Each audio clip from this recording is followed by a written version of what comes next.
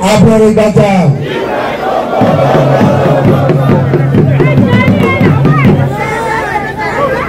Je vais donner à Messian. Je vais à Messian qui va finir.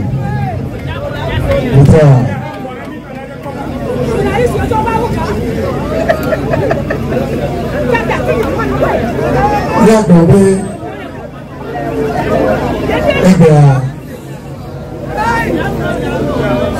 il a tiré bien sur le le gars.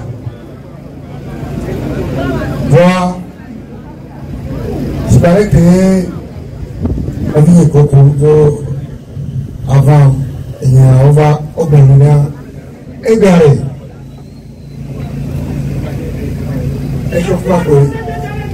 Échauffement. Mais on avait galop piscine. Il y a échauffement viré. Il y a perdu. On peut virer. On peut subir. C'est pareil combien. On est là. Voilà. Après on vit. L'histoire. Il y a envie qu'on tire la paix.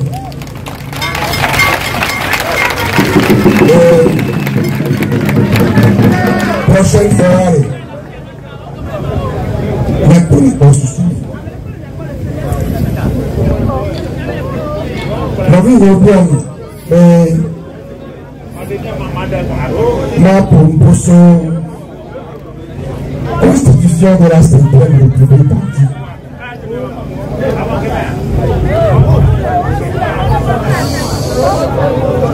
Là, elle est si belle.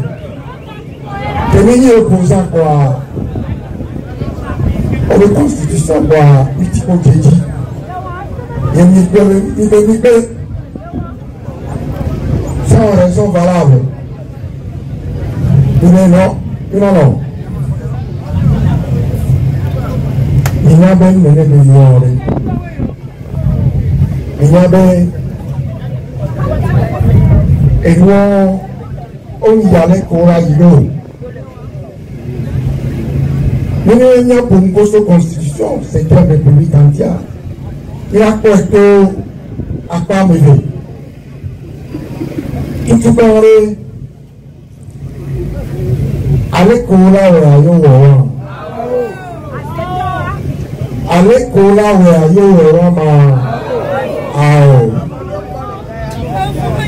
tout cas, on vient d'arrêter on vient d'arrêter tout comment on se voit les communes les céder on les doit se maudit mais amener les commissions de loi non la commission de loi allait étudier allait on a dans la constitution. Et c'est aller créer constitution 92 par les aller créer procédure à la loi, rien.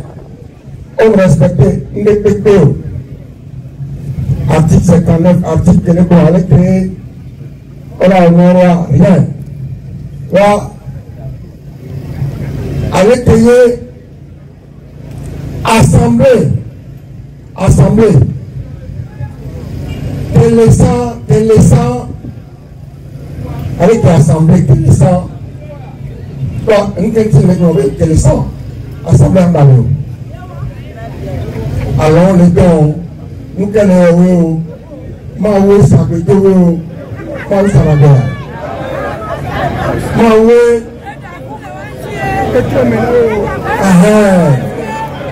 Maoué, toi, Kakona, on les fout en caca, et Kamé, on les Kamé, et non, tu n'y vas pas en fin de mandat. Au mandat expiré.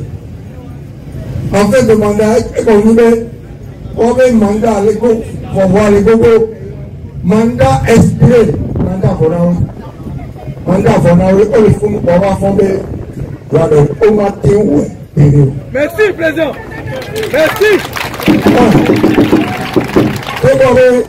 On peut se coller à l'école à Roa. Au matin, on doit mandat Fonaoui.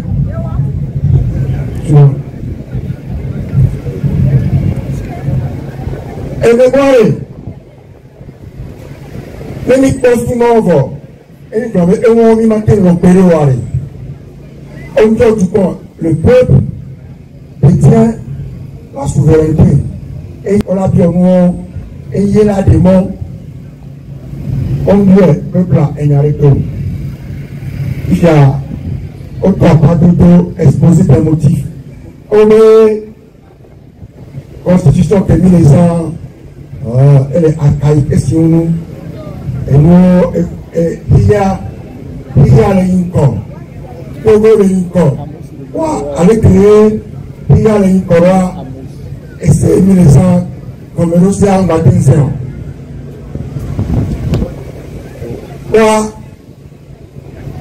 On peut et monter au lato. On est capable d'afficher les sangs et comme l'océan est instauré dans le régime semi-parlementaire ou semi-présidentiel ou présidentialiste. Mais afficher les sangs, nous dans le qui a le régime moderne, régime parlementaire. On ne doit pas de trouver régime parlementaire à économie. Régime parlementaire à économie. Et il y a un autocolado modernité. Voilà, on en a eu pour un régime où les couteaux avaient caractéristiques. Régime parlementaire arrive. Caractéristique fondamentale ici et uniquement la responsabilité du gouvernement devant l'Assemblée nationale. C'est ça, un régime parlementaire devant le Parlement. Et il y a aussi défini le régime parlementaire. Et juste, les flancs. Il y a des nids constitutionnalistes dans l'histoire. Il y a un viré. Ils se réclament parlementaire, un régime parlementaire. Mais ils prétendent faire basculer le Togo d'un régime semi-présidentiel à un régime parlementaire. Malheureusement, ils ont fait basculer le Togo d'un régime semi-parlementaire à un régime hyper-présidentialiste. Ça veut dire quoi? Ça veut dire que caractéristique fondamentale du régime parlementaire, la responsabilité du gouvernement devant l'Assemblée nationale. Autre fois qu'on est, au lieu de renforcer, comme ils le prétendent, instaurer un régime parlementaire, au lieu qu'on a tous un assemblée, ou affaiblir l'assemblée. Donc, ils n'ont pas instauré un régime parlementaire, puisque le régime qu'ils ont instauré avec, et nous connaissons, comme ce n'est pas une nation, ni parlementaire, ni rien, c'est un régime hybride bâtard.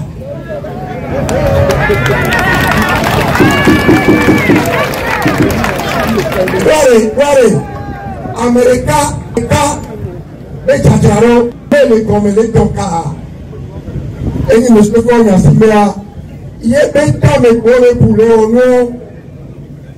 il y a un petit peu le régime parlementaire. Régime parlementaire, on vient de dire que se caractérise par la responsabilité du gouvernement devant l'Assemblée, mais que dit l'article, article 50 pratiquement, article 50, au long nous pas qu'à le président de la République, article et moi, régime, que le article constitution de 92 ans, au lieu pas qu'à ce qu'on a l'emmené américain. Ça, on avait le gouvernement déterminé et conduit la politique de la nation. Il y a l'école de la constitution, soit mégarant, soit mégarant. sans les constitutions là-bas, on a rêvé, le gouvernement détermine et conduit la politique de la nation. Le président du conseil détermine et conduit la politique de la nation. Américain, le gouvernement est un organe collégial. Il y a Américain qui détermine et conduit. On le Baka, article 50. Il nomme aux emplois civils et militaires. Il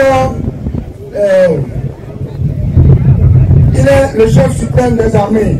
Et moi, Baka, que le sang, le président, on n'a pas l'homme, on le colo américain dans l'homme. Et article 50, ça veut dire, américain, quand il n'y a pas qu'à le tobo, il y a le cas, on n'a pas qu'à là, il y a le cas, on n'a pas qu'à, sauf qu'on a, et bon, on est, assemblée là, et on va voter loin. Voilà,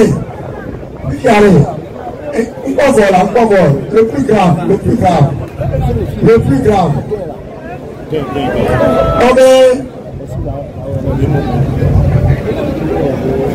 Article 54.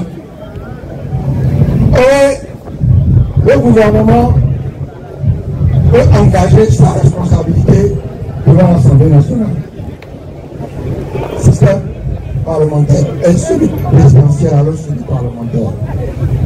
Bien sûr, le gouvernement il est déjà en programme, il y a bien validation sur l'Assemblée. Mais l'Assemblée a osé, si l'Assemblée ose ne pas valider le programme du gouvernement, ça veut dire, si l'Assemblée ose retirer sa confiance au gouvernement, qu'est-ce qui arrive? Dans une situation normale et dans un régime parlementaire, qu'est-ce qui arrive? Le gouvernement tombe, le gouvernement démissionne, mais engagé à toute responsabilité. Si l'Assemblée ne vote pas ne retire sa confiance, le gouvernement tombe. Nous connaissons il y a des régimes parlementaires avec constitution non. Les gouvernements sont des responsabilités. On engage sa responsabilité. Et si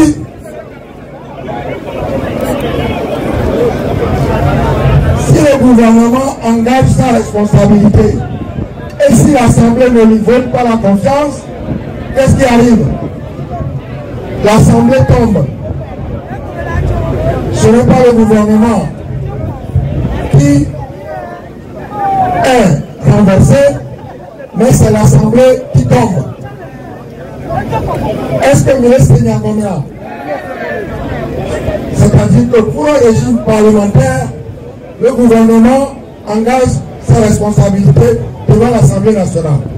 Dans un régime parlementaire, si l'Assemblée ne lui vote pas la confiance, le gouvernement démissionne. Et ton ami Sénégal, l'Italie, l'Allemagne, la France, ceux qui ont un véritable régime parlementaire. Mais au Togo, dans la nouvelle constitution, article 54, si le gouvernement n'a pas article 54, le président du Conseil, après délibération du Conseil des ministres, peut engager devant l'Assemblée nationale la responsabilité du gouvernement sur son programme. Normal. Sauf que si le gouvernement n'obtient pas l'approbation de la majorité des membres de l'Assemblée nationale, le président du Conseil fait quoi? Il prononce la dissolution de l'Assemblée. C'est ça le régime parlementaire? Non. Ce n'est pas un régime parlementaire. C'est tout sauf un régime parlementaire.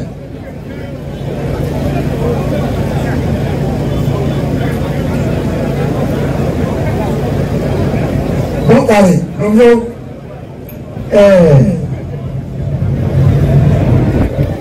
il y a un article de Caracas. Il y a un article il y a un Kakala Tani. On est capable de régime parlementaire. Au lieu de renforcer l'Assemblée nationale, puisqu'on passe d'un régime semi-parlementaire à un régime parlementaire, au lieu de renforcer l'Assemblée nationale, qu'est-ce qu'ils font? Ils affaiblissent l'Assemblée nationale. Donc, on n'est pas dans un régime parlementaire, contrairement à ce qu'ils affirment. Akekbolela, ça fait partie d'un niveau pour le pauvre. Et ce régime, ou cette nouvelle constitution, cette fameuse constitution de la prétendue 5e République, elle instaure simplement la dictature d'un homme. Américain, si pouvoir à Katale, un régime, une dictature personnelle, au son pouvoir au Katale, une dictature personnelle et militaire, parce que militaire, on l'a fait sa fille, nous en place aussi, il est le chef suprême des armées, il fait ceci, il fait cela. Une dictature personnelle et militaire déguisée. C'est ça le régime qu'instaure la constitution, la fameuse constitution de la 5e République. Et il n'y a pas qu'à faire. Et nous allons, Amérique peut mater long, pério. Il y a un malon, pério. Allez. Ameka fuga siaga meari. Garo me va donare. Ola o mu gbegble te yera. La peo. Enu ko wa yari. Ni ma ti mo le pe na we pero. Pe wana ni wana ka fuga siaga me. Bon, ojo nsele wasi. Enu le wasi. Etu le wasi. Quoi, à mon les conviés, et nous les conviés, quoi. Et comme on dit, on a notre cas fourni son oya. Même, à mettre les autos, éviter les bords à Homéari, au Bouné. Mais éviter les bords à Homéari. On m'a sorti, quoi, notre cas fourni, alors on peut préparer la saga. Et ça, constitution, là. Madi kukuna ni be ya so on le sait même ballon pour nous le sait 2500 madi be n'appelé mais ya so a comparer kudo intéressant mais n'a pas la et le me que mira soma zéro bien Américain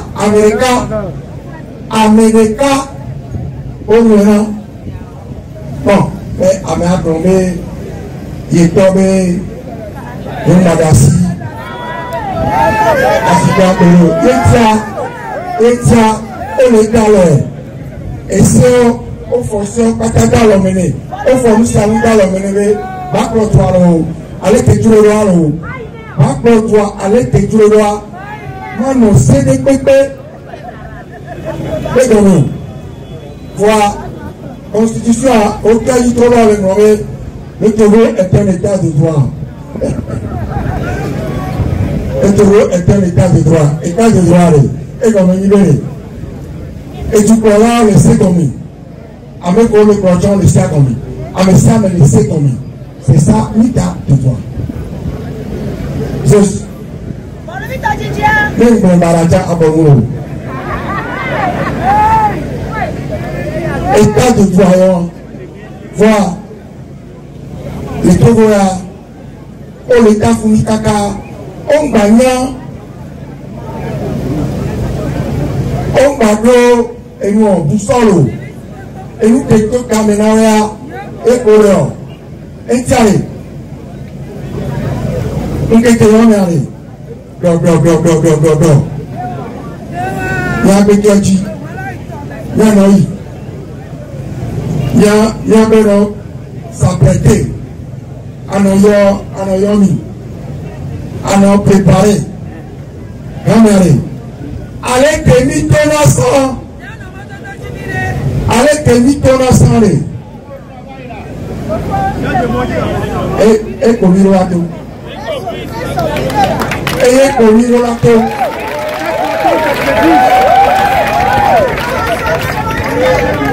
Àwọn tèmi tó náà san. Eye kò ní lọ́la tó. Eye kò ní lọ́la o.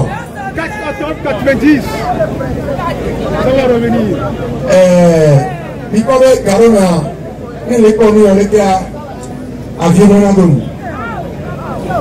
Wọ́n ní eŋua tɔre elalo vivu kpɔnɔ mi la enu te le eŋua lalɔ kpɔnɔ mi la sakana be mɔ wɛntɔmi la to mɔ do eye kplɔ mi kaka mi baba le lekea voile. Ma où est le démon ami? Bientôt épreuve mais bientôt épreuve mais bientôt nous pas on s'y n'est pas quoi mais et mon Dieu ni toi ça t'en a besoin et ça vient ton gagner que ni va toi qui a doa ma de coucou na me same le sakana be mo ne jole mo sakana be mo ne jole mo jinani le ale ni la o ye ila kivo la si me na wari e ye mi la o bien on vit mettre après mon fils de Nan tonya men se elle a dos ko va maso ela sua yanto nyame sen kwa yaso kotea sala sin ne mawo ne ba ko mi le afu ya kiri wa toto chi ami ne baba ne sakana be mo wa jo ni tona mi lo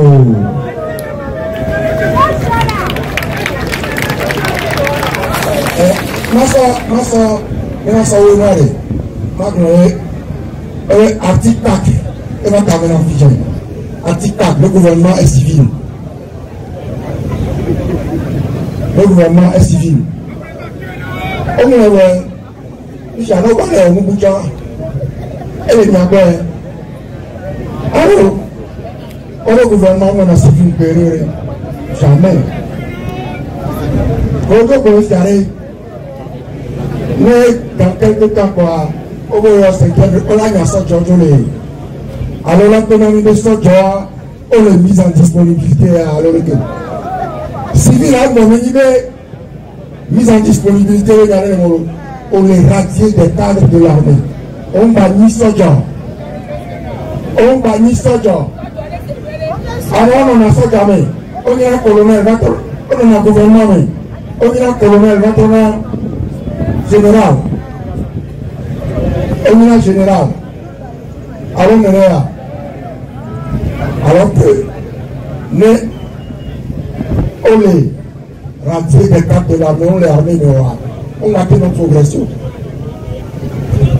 et nous on a dit il y a des problèmes fondamentaux que me dit les victoires on fout bang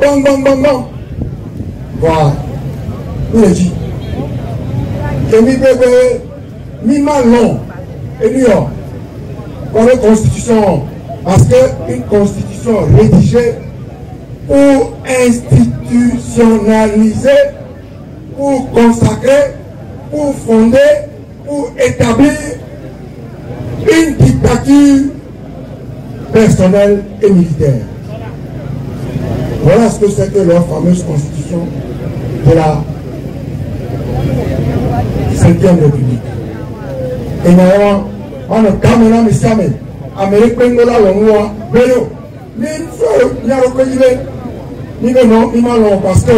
parce que non, on est des opposants, on ne peut pas ça. Non, il ne s'agit pas de ça. Il s'agit de la souveraineté du peuple bafouée. La manière dont les choses ont été réalisées. Ensuite, on est capable de la République, un régime parlementaire. Ils n'ont pas instauré un régime parlementaire. C'est faux. Et ils le savent. Et d'ailleurs, après nous, il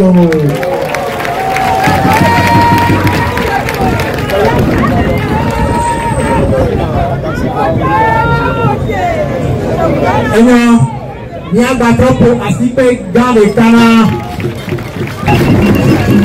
Président Jean-Pierre Fabre. Il y a un assister dans les canards. Avec quelqu'un et puis à dire au toit, pour nous